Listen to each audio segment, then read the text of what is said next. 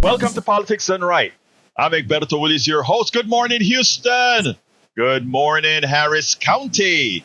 Good morning to the great state of Texas. And of course, good morning to the United States of America. Good morning to all the nooks and crannies where our 100,000 watt transmitter gets to your FM radio of all sorts. And of course, good morning to the rest of the world accessing us through the magical waves of the internet, through alter space and everywhere else. Anyway, folks, we're going to have a great show for you today. Many subjects to discuss, of course. We probably won't get to all of which you can always reach at politicsdoneright.com/newsletter, which goes out every morning at 5 a.m., covering the subjects that we will have at hand. But before we get started, let's get busy and enter the genius space of Caroline, the studios of KPFT 90.1 FM Houston. Good morning, Egberto. Good morning. Are you there alone today? Yes, it's a single genii today. Oh, wow. We got one guy only today, the one genius around. But anyway, how are you doing, my brother? I'm good. I kind of have two little rants this morning, or little things that go along with your program today. Well, let's hear those rants because, you always take it into the right direction. All right. First off, the GOP wants to put protesters on a terrorist watch list. Yeah. Really? Let's ruin some more lives. Let's set people up where they can't get a job just because they care about this country. That's wrong. It's just wrong. That is very, very wrong. And you know what? That is how we get into that position of fascism. So you're absolutely right about that, my brother. And we're going to talk about that. We're absolutely going to talk about that. Yeah, and then the other one, Joe wanting to go ahead and reschedule and tax and control the marijuana. So it's like Big Oil is lying. Is Big Oil lying to us, deceiving us? No. Say it ain't so, Joe. Joe, it's a good thing to decriminalize marijuana. You're a little late, though. This should have been done 50 years ago. Think of the lives that would have been saved, and think of the lives that will be saved in the future as the benefits of this amazing plant are realized. Anti-cancer, anti-spasmodic. That's for your seizures. It's real medicine. People don't believe it's real medicine, but it's being used. Anti-inflammatory. Joe, it's a good thing, even if you're doing it to help you get reelected. Okay. Yeah. But no, you're right, though. I always thought about people complaining about marijuana. I think a lot of reasons why, and this is not a conspiracy or anything, but a lot of folks use marijuana for things that they use heavy drugs for right now. Once you get into that space, you know where it goes. But anyway, thank you for your wonderful rants as usual, my brother. We're going to get into that right now. Anything else you want to rant about, or can we get started? No, that's it. Let's go ahead and go for it. All right, folks, we're going to have a great program for you today. Tune on in. But before we get started, I want to ask you guys, make sure and tell people about this program that you found at 6 every morning. I know it's early. A lot of people are on the road. A lot of people are around. So you can actually you can actually tell them, hey, there's this FM stations, 90.1 FM, that you can listen to at 6 in the morning and get some good interaction, get some good activity talking to folks. Likewise, you can reach us on the internet, folks. You can just go to kpft.org and listen to us live, or you can go to our Facebook page, facebook.com/KPFT Houston. And of course, you can come on over at our YouTube channel, politicsdoneright.com/YouTube, to listen to it on YouTube. So there are many ways in which you can listen to us. Anyway, before I get started, it seems like we have a caller already. So let me just tell you guys, you can call at any time. It is 713-526-5738. Again, that number is 713-526-5738. Every day I prepare a complete program. For those of you who are on my mailing list, the newsletter, we send you the newsletter at 5 in the mornings with what the program is going to be about. And likewise, we send, different blogs that I write throughout the week. The ones that I think is sufficiently substantive to send in an email, which some weeks I just go that crazy, we'll send you those as well. So politicsandright.com/newsletter. What we don't cover here, we'll cover there. Anyway, let's go to our hermano Tag. Hey, Tag, you're in Michigan, aren't you? Tag, are you there? Okay. I don't quite yet hear Tag, so I will wait a minute and continue until we get transmissions going with Mr. Tag. Anyway, so let me go ahead and start the program this way. There are 4 subjects. Title of the program today is FTC hits junk drug patents. Very important one. Second item, protesters on watch list. Big oil lies unveiled. Marijuana legalization.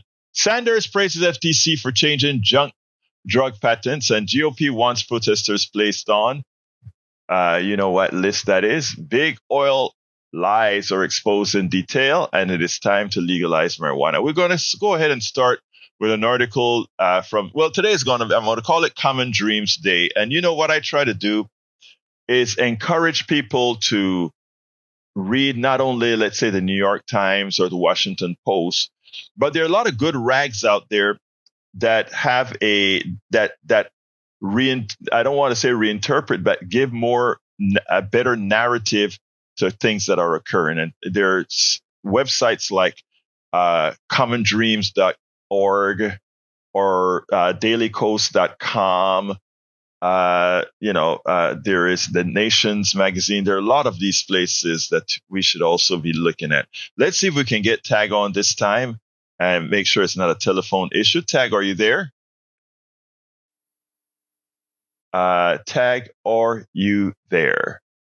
All right, we may be having a slight communication problems with the telephone. So what I'm going to do, I'm going to leave that to the control room to sort of figure out what's going on. I imagine we'll get some assistance there to get the telephones online. Don't sweat it too bad, my dear brother Jack. Slow methodologies will get us there. Let's see. So anyway, Sanders praises the Federal Trade Commission challenge of junk patents for drugs, including Ozempic.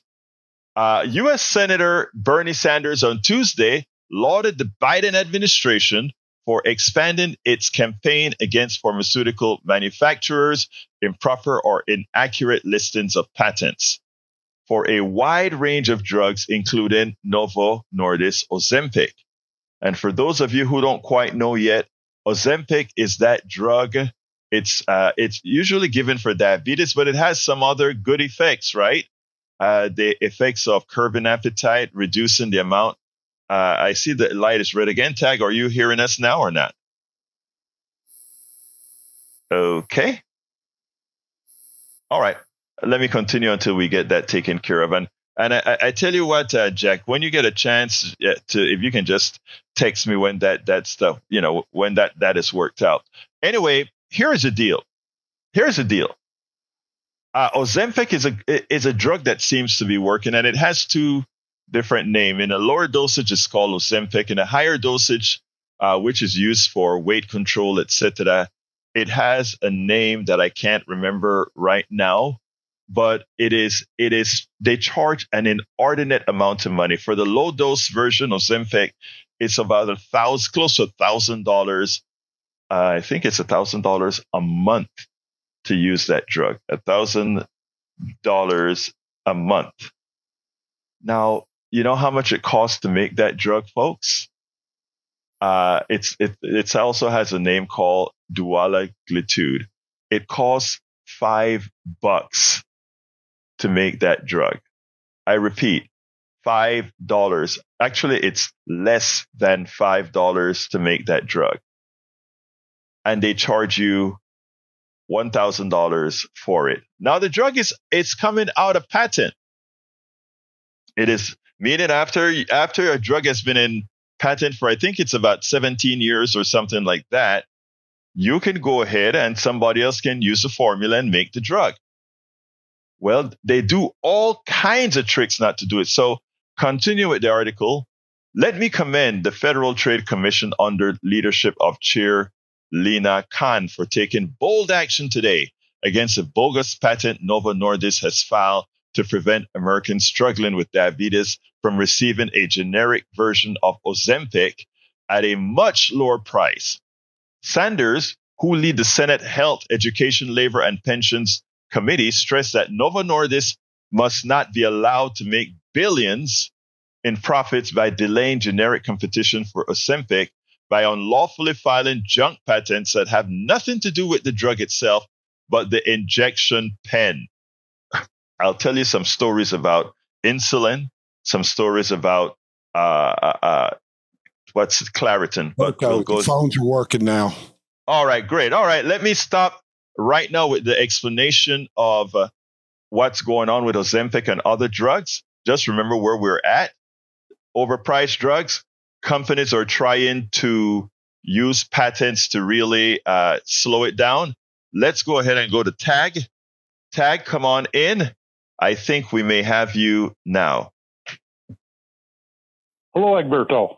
How are you doing, my brother? You're in Michigan, right, Tag? Yes, I am. Thank you. All right, talk to me. Well, I just think it's time that we give credit where credit is due. It's always a good thing, right? Yes, it is. I hear so many people talking about gas prices or fuel prices and blaming Biden for high prices. And the only thing I can say about that is that, a lot of these fuel prices, oil prices, have been contingent on this threat of war in the Middle East. And we have had an excellent guy running around doing shuttle diplomacy in Tony Blinken, who works for Biden. And he seems like he's managing to keep the lid on things. They got this peace treaty. Looks like it's going to happen with Gaza now or with Hamas. And I think that things like that people seriously overlook when it comes to what Biden's been doing for us. What do you think? Look, I think Biden is doing, well, let me put it this way. I think Biden is doing the work not to get this thing to explode in the Middle East. I want to first tell you my position as far as Israel in Gaza. I completely disagree with what Netanyahu is doing in Gaza. That said, for some reason, no American president challenges Israeli prime minister as they should. This has nothing to do, folks, with Jewishness. It has nothing to do with anti-Semitism or anything of that sort. We never challenge them at our own expense, in my opinion. Given that reality, I will agree with you that Blinken is doing magical things to prevent this thing from blowing up.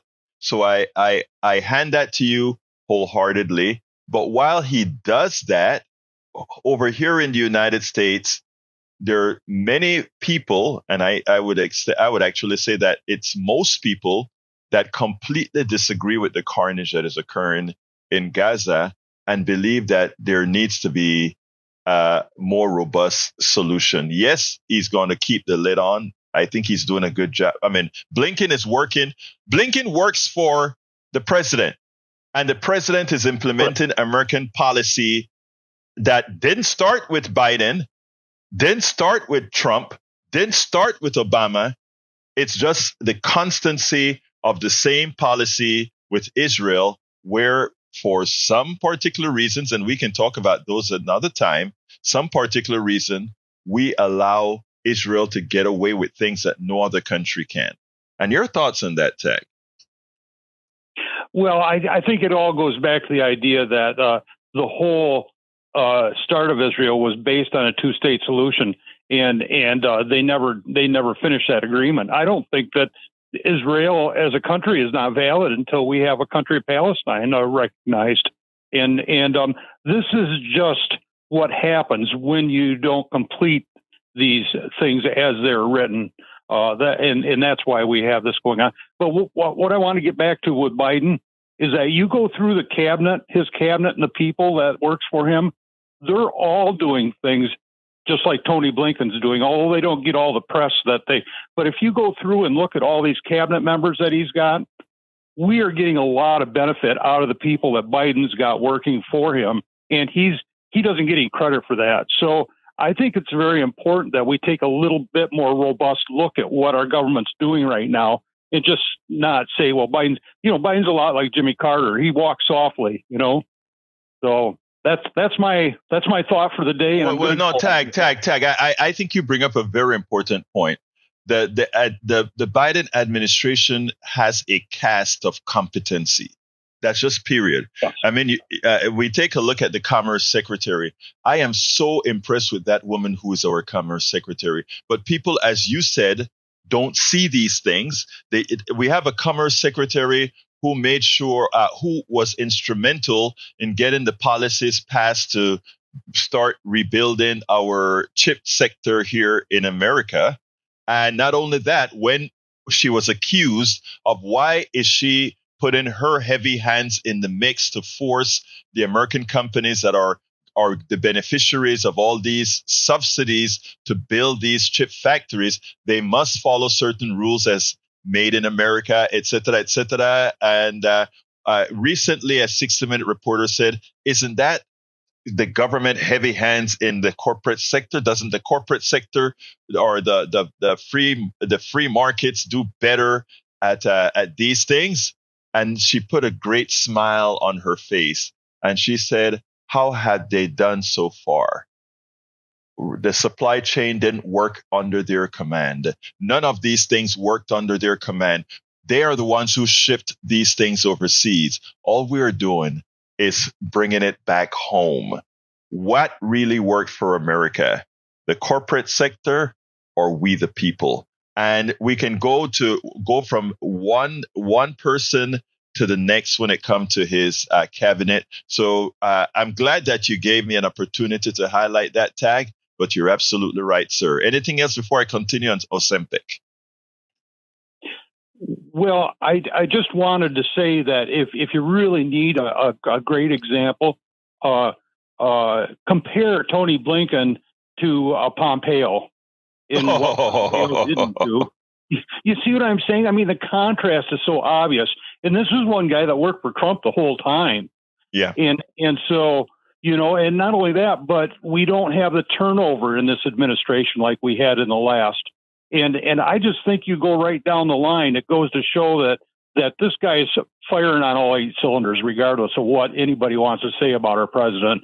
And, in any other situation, we'd have $6-7 gas right now. But it's not going to happen because he's running the government and working with the world leaders so well. And if he could get some of these other issues resolved, like the Ukrainian thing and the Gaza thing, we'd be on top of the world, So I just think it's important that we give credit where credit's due. I started that way and I'll end that way. Thanks, Egberto. Thank you so kindly, Tag. I mean, you nailed it very well. All right. It looks like we have another one. Thank you, Tag. Let's go to Norman, line number 2. Come on in, Norman. Is this Norman, my big brother? It's Norman, yeah. Hey, how you doing, Norman? Talk to me. Yeah, well, I just want to complain about what you've done as far as the Gaza thing is and Biden is concerned.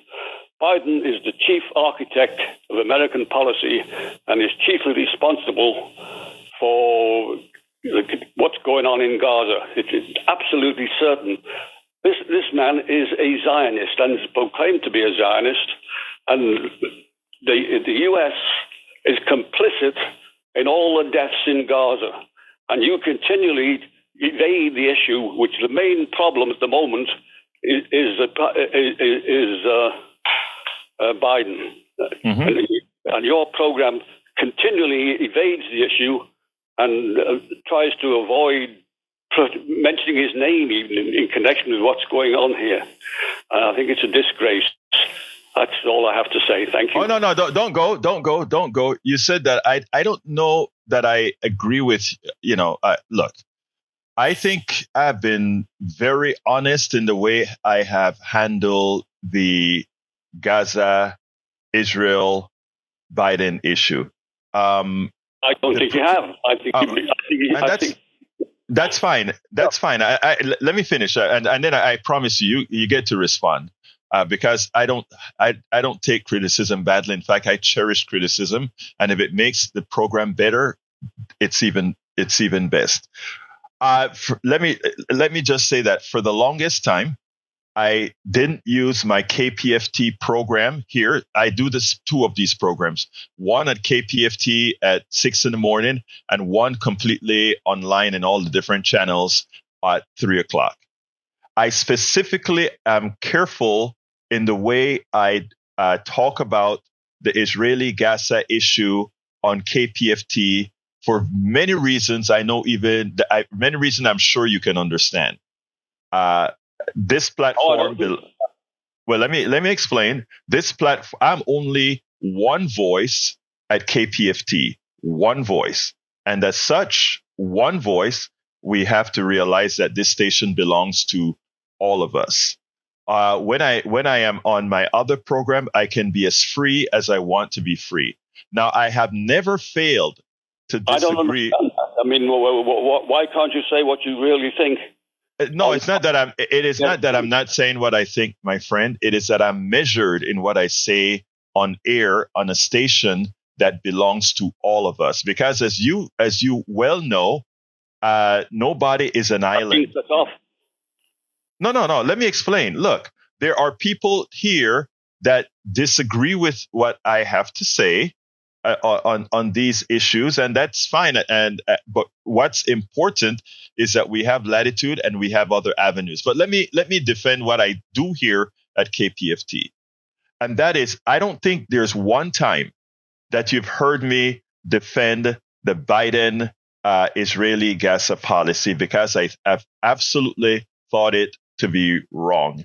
You have heard me say that the United States is complicit in the way we work with Netanyahu and Gaza, and you've heard me also talk about this is not a problem that begins with Biden. So I'm not going to sit down here and simply say, look at all the things Biden is doing when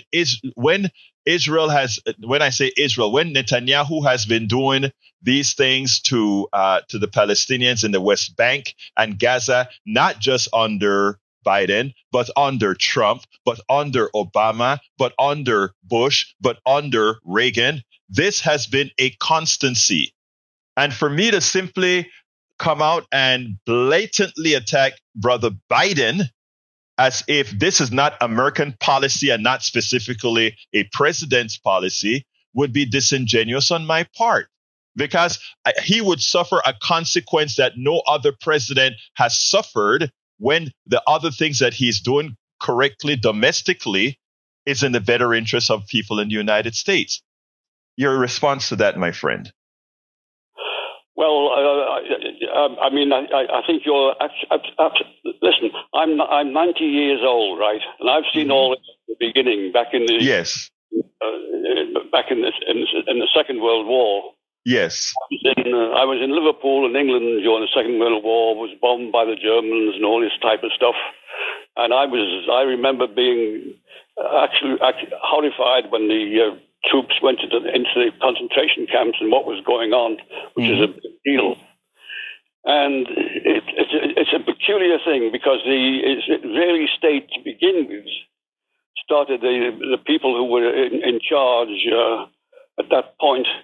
They had been fighting against the British and acting as terrorists for 30 years by that time. This goes back. The real yes. goes back to the Balfour Declaration. Yes. In fact, it goes back to the Dreyfus case in 1890. That was when the Zionists started, and because the British government at that time needed to borrow money from the Rothschilds to keep the war going, they wrote the Balfour Declaration. But the Balfour Declaration says that they supported the homeland in Palestine, and but the second part of the Balfour Declaration said that as long as there was no damage to the existing population, which is everyone's forgotten that. Right. And I'm fully aware of what's going on, but it's about time that the United States. It so happens that Biden is the one who's actually in charge at this particular time, and is the chief architect of the support of his continued support for Israel. He's the most prominent person, and he's there now. He happens to be the one where it's finally blown up on U.S. policy, and I agree that all the others are complicit as well. Well, it's the Congress who've been bought off by the AIPAC, is what's happening. Right, okay, can I ask you to hold right there, my brother, because you just named the magical thing, AIPAC and the power of the Israeli lobby. And I hate saying I notice I said the Israeli lobby. I should really say the right wing lobby. But what I'm saying is, in a system, we're to be. I have to be pragmatic. I can't say, Biden completely go against the Israeli government now and let's get things changed. I wish it worked that way. No. Why not? Why can't you say that? I'm saying I wish it worked that way. But the reality is all would happen is based on how our people, our own American people, are ill-informed about all these issues, and given the strength of an AIPAC and the power that they have to mislead, the only thing would happen is we'll get rid of Biden. Somebody else would come in that has terrible terrible domestic policies, and the reality is what's occurring in Israel won't change. I think what we have to do, and you're 90 years old, I believe in your experience. I trust your experience, but I also know that that while we may have short-term gain by, we can get rid of this guy and somehow things stop in Israel, that's just not how it works. I wish it did. And you know as well as I do, you fought the war. That's just not how it works in politics. I didn't actually fight the war. But I thought you did. I thought you did. I'm sorry. But here's the other thing. No. I was born in 1933, so I didn't fight the war. But okay. No. Oh yeah, my math was all off, Norman. My math was all off. But Norman, what I'm saying is the following. I think my part, your part, I think is to get people to create the base, elect the right kind of people that give somebody a spine to finally go up against Israel. But that will only, when I say Israel, I'm talking about the right wing in Israel. And I'm very careful about that, because all these protests that you see in the United States right now, a large component of these protests consist of our Jewish brothers and sisters. Let's make that very clear. Our Jewish brothers and sisters ain't Netanyahu. I think all these protests with the young people, they see what's going on, and they see what's happening, and they see that the chief person responsible for what's going on at this particular time is Biden, and I think they're determined a lot of those people will vote him out.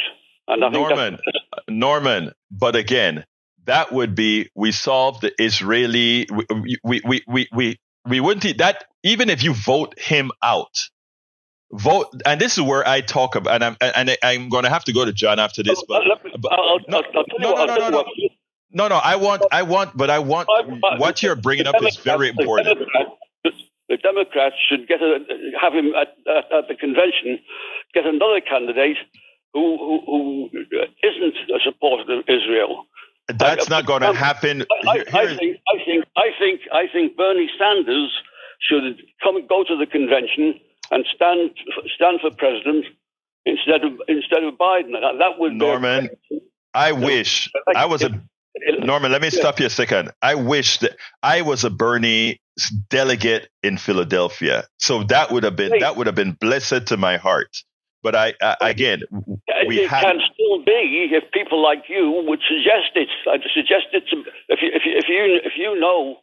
you have any line to Bernie Sanders, tell him to get off his arse and go and at the convention. Norman, I get it. Norman, look, first of all, thank you for the discussion, and I'd like to go deeper as we go on these next several days. I really appreciate what you had to say, and I mean that from the depths of my heart, because first of all, I disagree with you with respect to my stance, okay?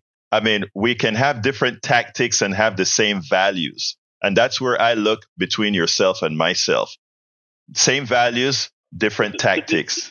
Okay? There's a time to be tactical. There's a time to stand up straight and go to the heart of the matter. I will defer that to you just because of your age. Hey, brother, brother, I'll defer to you just because of your age, but I disagree on that point. But we'll talk later, okay, brother? All right. Yeah, bye-bye. Take care. All right, let's go to John. Come on in, John.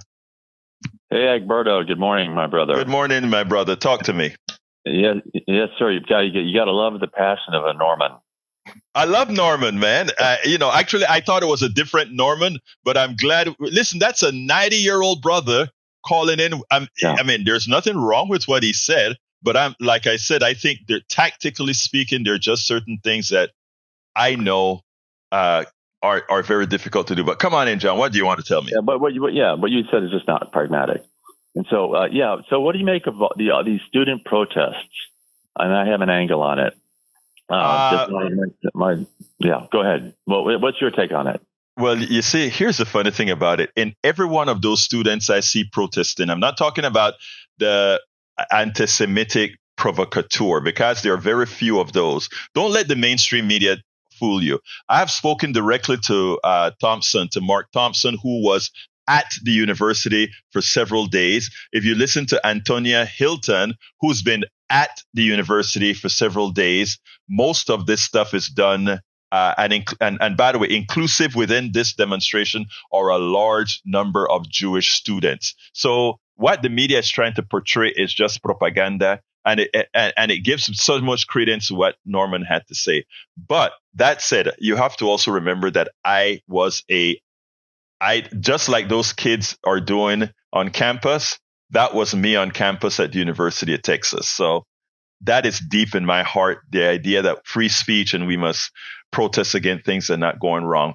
Now, that is as far as I go. Now, I think it is occurring early enough that it won't take us back to 68. But your thoughts? I'm interested in your thoughts. Yeah. I'm just having, and not that I was just a kid, but I've seen enough clips of 1968. Doesn't it remind you of that? Yes. The police on horses coming in with batons and busting in Hamilton Hall at Columbia. Yeah. And but the difference is how I assume Governor Abbott managed UT Austin versus how Gavin Newsom's managing UCLA.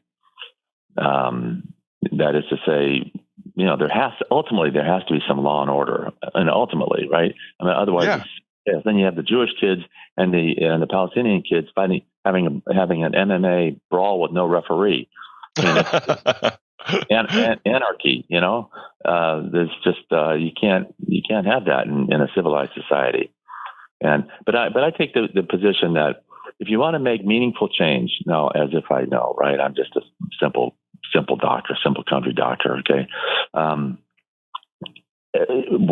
Instead of the people who made meaningful change in history, the ones that I like are Gandhi, Martin Luther King, and Nelson Mandela. Mm-hmm. Those are icons of peaceful, meaningful change. And I don't know how that would work in the current situation, but that's what I would back. Let me go ahead and push back a bit here. Nelson Mandela or Martin Luther King. Yes, sir. let me push back a little bit here because the same animosity that these kids that are protesting are getting right now, it's the same animosity Martin Luther King got, if not worse. And the funny thing about it is Martin Luther King wasn't only getting it from the establishment, but he was getting it from some of the people in the black community. The same occurs with Nelson Mandela, right? Nelson Mandela was never revered. Nelson Mandela was hated by the establishment. And now Gandhi, I'm not an expert in Gandhi. I don't know as much as of Gandhi as I did with, let's say, Brother King and Mandela. But the truth of the matter is that there was a large amount of disruption with King and a large amount of disruption with Mandela. It's just that after years, we look back with it with nostalgia and say, wow, look at the change that came about. I so respect these kids. I'm not talking about the folks that are breaking into doors like they did at 1-6 at all. I'm talking about the kids who are in encampments, peaceful encampments. Look, I was a member of the Occupy movement back in 2010. In fact, I, along with a couple of professors and students, created Occupy Kingwood, where we did that sort of thing. Protests are designed to be disruptive because it gets people's attention, and then people are either going to get pissed for the disruption, but it's going to force them to look at issues. That's why we have protests. It's not to be comfortable. If it's comfortable, we just say we put the protesters in a corner and then we go about our own business. Nothing changes. So I'm a big advocate of protest. I'm not an advocate of destroying stuff. But what's interesting is a lot of the destruction usually doesn't occur from the protesters, but it's usually the interaction between the cops and the anarchists or that sort of thing. So look. I mean, go ahead. No, I just think I think you nailed it. But we need ultimately you got to have some law and order. You got to have civilized. You can have civilized discourse, honorable disagreements, peaceful protests, and like you said, marches and encampments. And like the Occupy Wall Street or the I assume you're talking about Occupy Wall Street. Yeah, it's Occupy Wall Street, but the mantra was the umbrella was Occupy Wall Street, but we had Occupy Kingwood, Occupy San Diego, Occupy Austin. Yeah, we had all these different encampments. Offsprings of all Occupy Wall Street against big corporate interests. Right, but let me tell you, Ben. Let me just say one thing, John, and this is I think is important, right? When you have your own comfort, it is easy for you to tell those that are discomforted. And let me be specific. As a black, I always say I am a Afro-Latino Caribbean man. Just wrote a book about that. Anyway, the thing about it is when you are the one that's aggrieved, it can be frustrating when others tell you, take it easy, wait, don't disrupt things to get what you want. When the reality is your life as the aggrieved is in a constant state of disruption. That is what a lot of people many times don't understand. You are asking the folks that are comfortable are asking those in a permanent state of discomfort to hold on a bit longer till it's comfortable for us to make you a bit more comfortable. Don't answer that. I just want you to think about that, because whenever you have somebody saying that is what you're saying. In other words, we are asking, and this is where I agree with Norman. Biden is asking us to wait till we can convince Netanyahu to stop killing so many people. Well, as we are waiting, more people are dying. And that's the issue that these students can see much clearer than all the even myself. I mean, not myself, I see it, but I know the pragmatic portion. But that is what these young people see. This is what they saw during the Vietnam protests. This is what they saw through the Wall Street protests. They saw things much better than we, the people who supposed to know, saw them. That's all I'm saying. Anything else, John? I got to go. Oh, my lines are full. Anything else, John? Your lines are full, Egberto. No. I was going to talk about some other matters, but I'll let you go to the next caller, and I'll call tomorrow, man. We're here every day. Call tomorrow. I'd love to hear your point of view. Okay, John? Thank you. You got it. Thank you. Yes. All right, let's go to Joni. Come on in, Joni. Talk to me. Good morning, Egberto. Good morning, sister. How you doing? I am well. I just, got in on the conversation and just want to point out quickly, there's a documentary. While it's still in the library, since they haven't taken it out, it could have possibly been gone by now. About a year and a half, maybe 2 years ago, I got a documentary. We watch DVDs. I don't have streaming anything. I don't have computers. I think we've talked about that before. Yeah. I don't have a flip phone. So we watch a DVD. So we we checked out the DVD, Martin Luther King and documentary, and you see, we get bits and pieces, but when you see the whole story laid out and you see that these people were directed by Martin Luther King Jr. to put on their Sunday best, come out, men, women, and children, and arm in arm, supporters, white supporters who were there, arm in arm, and walk peacefully. And yes, it stopped traffic. Yes, it was calling attention to what was going on. And the injustices that were happening, but then there would be somebody like hired. I don't know, but there would always be a provocateur who it was to go break a window while they were marching peacefully in their Sunday best, and so that way the cops who were sitting there waiting to go salivating to crack heads and spray water and sick the dogs on everybody. They would be allowed to do that at that point because it didn't look good until somebody broke a window. So you've got those kinds going on. And also, I would highly recommend, if you have not seen Ben Kingsley's portrayal of Gandhi and that story, it educates, on basically Martin Luther King Jr.'s influence, Gandhi. So, and how they let peaceful protests will bring out and show the monstrosity of those who don't want change, who don't want black people sitting in the front of the bus with the white people. It shows their, and I'll say this, it's an aside, but I like, all animals. I love reptiles. I think reptiles are great. I love snakes. I don't like them when they're on two legs. They're very, very dangerous when they stand upright and walk on two legs and have more of a brain to use to destroy things with. And that's what we're looking at. We're looking at upright serpent behavior with a mind that just says screw it or kill it or run from it.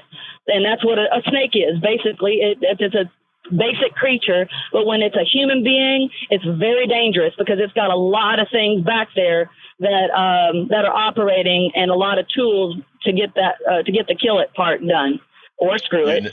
So I just say, be careful. Also, Egberto, because I have heard voices, not today, but there have been times when I've heard the callers, and there are people who are hired by the corporations who, and I think I've even heard one of these callers at a Paul Simon concert who started disrupting as soon as he started talking about things having to do with the environment. So they even provoke on the radio. So just be aware. I've heard the same caller call under a different voice, possibly even a different phone number. And you've got a musician's ear, and so do I. So you can pick out which one. You're not a naive person. So, but anyway, thank you again, and I'm going to let you go to the next caller. Thank you so kindly, Joni. And you keep listening, keep calling, keep telling folks about us. You have a wonderful day. All right, let's go ahead and go to Derek. Come on in, Derek. Hey, good morning, Egberto. Hey, good morning, sir. Break Joni on something. Joni, it was Gandhi that was an influence on Martin Luther King Jr. And there's also a man you need to read about. His name was Vernon John. Learn about Vernon John, then you see what actually fueled Martin Luther King. But, Egberto, I want to say something because I was last night doing some practice, right? And then all of a sudden a news feed came in saying that Mayor Eric Adams was saying to the students to back away, to walk away because of the police getting ready to come into that building. You know what that reminded me, brother?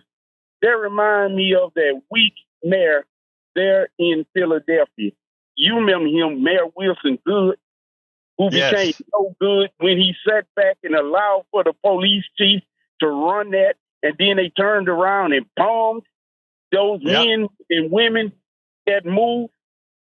Yes. And Eric Adams don't realize whatever actions that the police take there under the direction of the police chief, that he is going to be held responsible for that. Unfortunately, Norman, I understand Norman's passion, but Norman is speaking out of a reality that's going on with young people and with President Biden right now. Egberto, man, it's not looking good for him at this point. And it's unfortunate, but that's the reality, man, because these young people, you got to understand, like what you trying to tell the caller before, Jones. These young people, sir, they don't follow Martin Luther King. Martin Luther King is not their leader. True? Absolutely. I mean, the Gen Z generation is a different generation, Derek. And to put it bluntly, I kind of like their push. We've been pushed around for a very long time, and I kind of like these kids. And in fact, I embrace these kids. I try personally now with the work that I do. I try to sort of take a little bit of stuff on the edge, but I have to listen to a lot of what these kids have to say.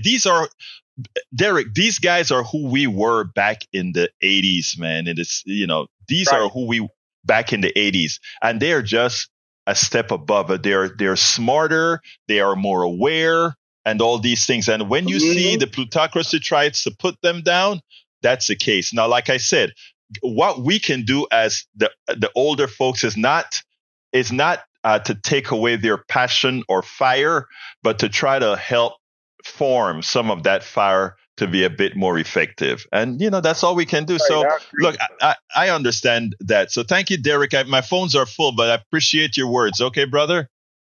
Thank you. Bye. All right, let's go to Augie. Brother Augie, come on in.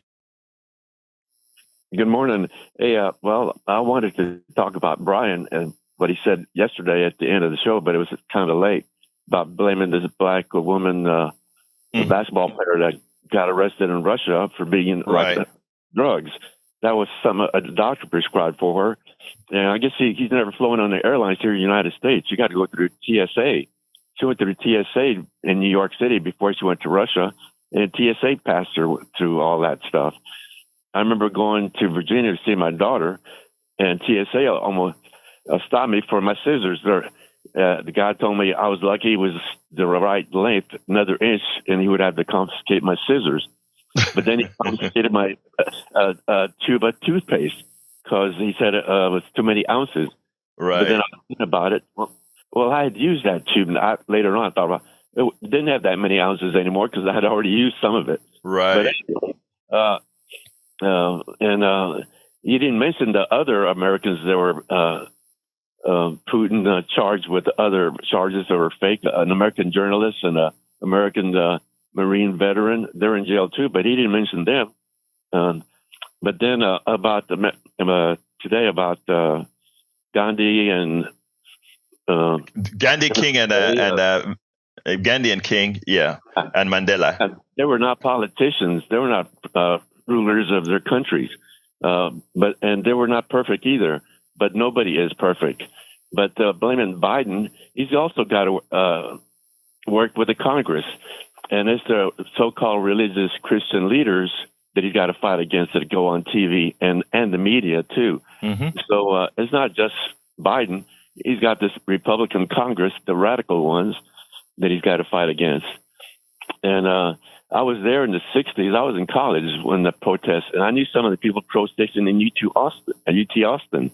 Right. And they got to graduate and have good jobs.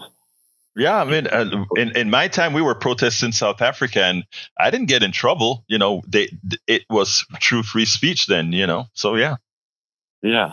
And but anyway, hey, Augie, I got a whole full line, so can I ask you to call us back tomorrow again? Okay, brother? Thank you. Yeah.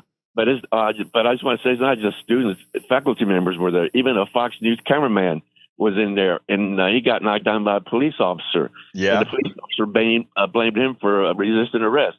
And the cameraman says, I didn't bump into him. He bumped into me. And then the policeman said, oh, he assaulted me with his camera. That camera cost a couple of $1,000s. He's not going to use that as a weapon to assault anybody. It is ridiculous. These guys are power hungry. You know what? I mean, I've encountered so much of that. I mean, I stay away from these guys because these guys, but I'll talk about that another time to argue, but I got to go to Harry's.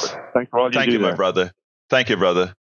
All right, Harry, I'm going to have to start limiting time, guys. Come on in, Harry. Give me your points real quick. Yeah. Good morning, Egberto. Good morning, Howard and Jack. Love Norman's passion with Netanyahu and about Biden. He's correct about that. It's unfortunate. I felt the burn too. It's too bad we can't have a Bernie Sanders, and it's just that Biden. And I love these young people on these schools, campuses, with their passion. You know, Biden needs to call for a permanent ceasefire. And then I'll just make one more point. Love Howard's rant yesterday. I didn't get a chance to finish that yesterday when I called, but his rant with the Supreme Court. They'd rather put that crook Donald Trump back in office so he can do, as Ketanji Brown Jackson said, turn the Oval Office into a criminal prize. That's a criminal enterprise. That's just sad that they want to do that because they want to grant him qualified immunity because they feel that he couldn't do no wrong. Okay. Thank you. I got to go now. Thank you, my brother. Love you. Got to go. All right. Love you too. Right. Let's go to Patrick. Come on in, Patrick. Hey, good morning. Just a couple things since we're short on time. You can't have democracy without civil disobedience. And then another interesting thing is, yes, Martin Luther King did model himself off Gandhi, but Gandhi modeled himself off the Giants. And the most important thing to understand about the Giants was their number one philosophy was to do no harm. And you can't look in any other holy book and find that philosophy. And that was why those movements worked. That's all I have to say. Thank you very much for your words, Patrick. Let's go to Bart. Come on in, Bart. 1 minute.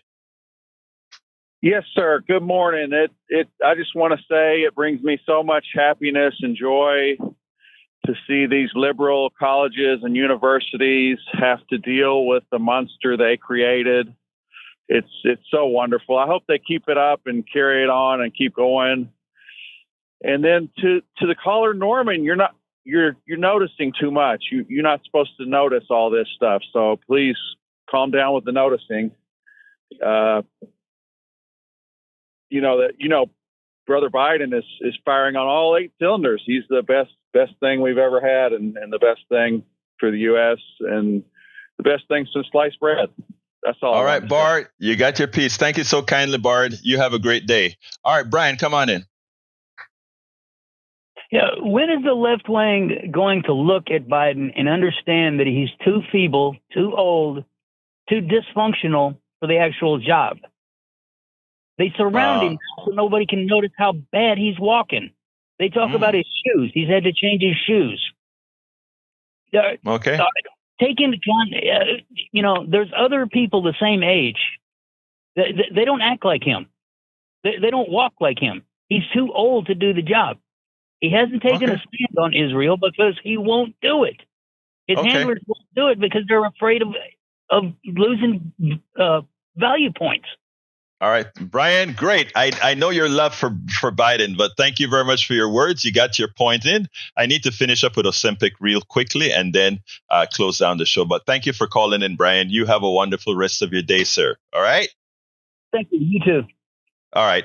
Okay, folks, I want to finish up real quickly with Ozempic. Ozempic is a drug that costs $5, but here's what a lot of drug companies do. And this is what this is one of the 4 subjects. What a lot of drug companies do is the following. They get a patent for 17 years, I think it is, on the drugs, or somewhere around there. And after the patent is up, what they try to do is create a patent to prevent other companies from using that drug by adding something. In the case of Claritin, What they did is they created a new product called Clarinex, got their message out there for all the companies to start saying, Clarinex is a better one than Claritin. It really had very little differences between the drugs. And that way they were able to hold on to having that expensive drug. In the case of Ozempic, they're saying, well, the way Ozempic is injected into you, we have the patent to that technology, so you can't use the drug. Folks, it's all a farce that we have to take care of, and we have to vote people in that will make sure that the agencies that govern all our drug pricing are correctly create the correct regulations that prevent companies from ripping us off right and left. Inside of my newsletter, politicsdoneright.com/newsletter, I have a link to all the articles that we were to cover today on the program. It makes for very good reading. We have to take the bulls by the horns ourselves. You know, you hear all the callers today. I love all of my callers, because we get a chance to see what the entire base look like. I'm not talking Democratic base, progressive base, or whatever. I'm talking about the base, we the people. You see where their minds are. You see where the thoughts are. You see where the things are that we have to either change, modify, etc. We have to be very careful. We have to vote the right people in. We have to look out for ourselves. The price that we pay for healthcare and drugs, we are the only country that does that. And the reason why is that we are not sufficiently engaged into forcing our politicians to take care of us first. We need a single payer system, not governed by profit. That's the only option, the only solution. There are not two ways about it.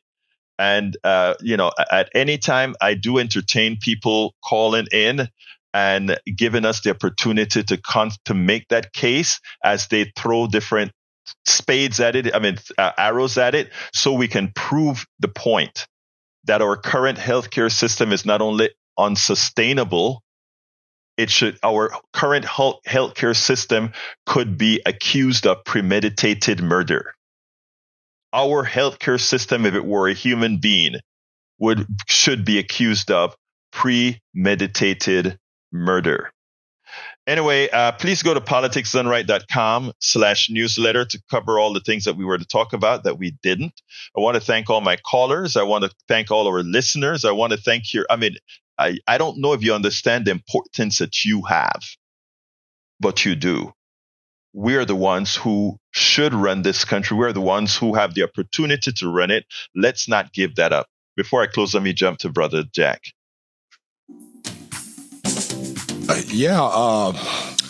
The right to dissent and protest is essential to protecting our freedoms. It's un-American to demonize a citizen protester. All right, folks. Thank you so kindly. My name is Egberto Willies. This is Politics Done Right, and you guys know how I end this baby. I am what? Out. We spend a lot of time deconstructing the news, trying to parse it into a form that everybody can understand. We try to find those little nitpicks where it flies above the fray, etc. If you really like these videos that we do, I want to ask a big favor. Please go ahead. Number 1, subscribe to our channel. And number 2, please join if you can. Thank you so kindly for watching. Keep watching. Please remember to share. We must populate the entire internet with our progressive message, a message that we know is what most Americans say that they want. So help us, please join.